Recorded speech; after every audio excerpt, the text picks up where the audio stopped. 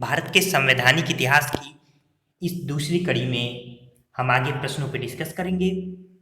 पहले वीडियो में हमने 20 बेहतरीन प्रश्नों की श्रृंखला देख ली है और ये प्रश्न आपको डिस्क्रिप्शन बॉक्स में मिल जाएंगे, कार्ड में भी आपको ये लिंक शो कर रहा होगा। तो आइए अब आगे बढ़ते हैं। पहला है कि राष्ट्रपति की अध्यादेश निर्गत करने की शक्ति प्रेरित है, तो 1935 के अधिनियम द्वारा। फिर है कि मुसलमानों के लिए पृथक सांप्रदायिक निर्वाचन मंडल की व्यवस्था कब की गई थी, बड़ा महत्वपूर्ण प्रश्न है, 1909 के भारत परिषद अधिनियम द्वारा। यहीं पे फूट डालो और राज करो की नीति अंग्रेजों द्वारा एकदम से प्रबल होती है और अंततः देश का विभाजन 1947 में होता है। इसके बाद है किस अधिनियम के द्वारा बंगाल के गवर्नर को तीनों प्रेसिडेंसियों बंगाल, मद्रास व बंबई का गवर्नर जनरल बना दिया गया, तो 1773 के रेगुलेटिंग एक्ट द्वारा। फिर है भारत का प्रथम गवर्नर जनरल कौन था, तो लॉर्ड विलियम बेंटिंग। फिर किस अधिनियम द्वारा बंगाल के गवर्नर जनरल को संपूर्ण भारत का गवर्नर जनरल बना दिया गया, तो ये है 1833 के चार्टर एक्ट द्वारा।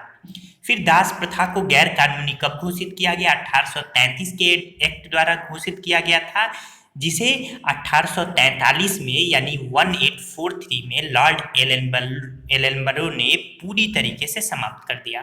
ठीक, अगर पूछा जाएगा दास प्रथा को किसने समाप्त किया था, तो एलनबरो, याद रहेगा। चलिए, और कब, 1843 ईस्वी में।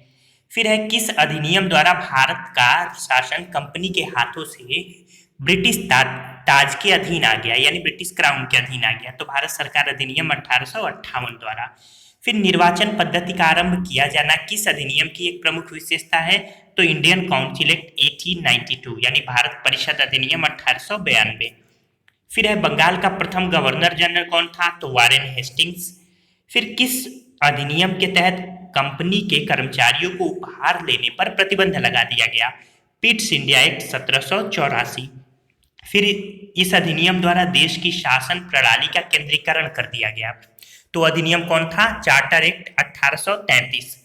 फिर है कि भारत में संविधान निर्माण का आंशिक संकेत किस अधिनियम में दिखाई देता है, तो 1833 के चार्टर एक्ट में। फिर कंपनी के कर्मचारियों की नियुक्ति के लिए प्रतियोगी परीक्षाओं को आधार कब बनाया गया, तो 1835 के चार्टर एक्ट द्वारा। अगला प्रश्न है कि किस एक्ट के द्वारा भारत के गवर्नर जनरल को वायसराय कहा जाने लगा, तो 1858 का भारत सरकार अधिनियम।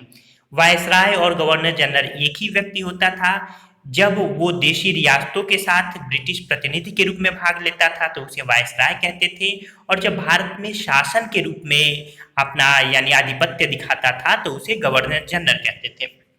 फिर है किस अधिनियम द्वारा प्रथम बार प्रत्यक्ष चुनाव प्रणाली अपनाई गई, तो भारत सरकार अधिनियम 1919 द्वारा। अगला है कि किस अधिनियम के तहत भारत सचिव को महालेखा परीक्षक की नियुक्ति का अधिकार दिया गया, 1919 के अधिनियम द्वारा। फिर है क्रिप्स मिशन 1942 के साथ कांग्रेस के आधिकारिक वार्ताकार कौन थे, तो पंडित जवाहरलाल नेहरू व मौलाना अबुल कलाम आजाद। ये भी महत्वपूर्ण है।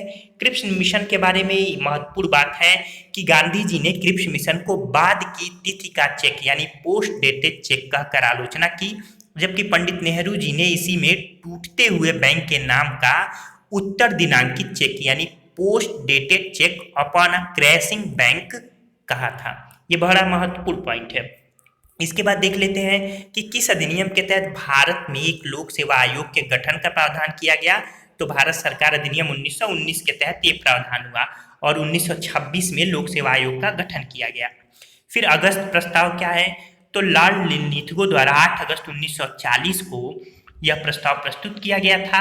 इसके पीछे का जो उद्देश्य रहा, कांग्रेस मंत्रिमंडल ने जो त्याग पत्र दिया था उससे जो संवैधानिक संकट उत्पन्न हो गया द्वितीय विश्व युद्ध के दौरान, और द्वितीय विश्व युद्ध में भारत के सहयोग की आवश्यकता को देखते हुए ब्रिटिश सरकार ने लॉर्ड लिनलिथगो की मदद से अगस्त प्रस्ताव को पारित कराया था। फिर है वेवेल योजना कब प्रस्तुत की गई, तो 4 जून 1945 को प्रस्तुत की गई। अगस्त प्रस्ताव के बारे में एक और बात मैं आपको बता दूं कि अगस्त प्रस्ताव से कांग्रेस ने खुद को अलग रखा था। गांधी जी ने व्यक्तिगत सत्याग्रह भी चलाया था। चलिए अगला है कैबिनेट मिशन 1946 के सदस्य कौन कौन थे, तो 3 सदस्य थे, जिसमें लॉर्ड पैंथिंग लॉरेंस भारत सचिव इसके अध्यक्ष थे, दूसरा स्टेफर्ड क्रिप्स जो कि व्यापार बोर्ड के अध्यक्ष थे, और तीसरा एवी अलेक्जेंडर जो कि नौसेना मंत्री थे। तो इस तरीके से आज 23 बेहतरीन प्रश्नों की हमने चर्चा की। तो भारत के संवैधानिक इतिहास में हमने 2 लेक्चर मैंने आपको प्रोवाइड कर दिए, दोनों बेहतरीन रहेंगे आपके लिए, परीक्षाओं में अति महत्वपूर्ण है। ये दोनों लेक्चर आप देखिए, मैंने शुरू में ही बता दिया है कि पहले लेक्चर का लिंक आपको डिस्क्रिप्शन में या कार्ड में मिल जाएगा। ठीक है दोस्तों, पूरा वीडियो देखने के लिए आपका धन्यवाद।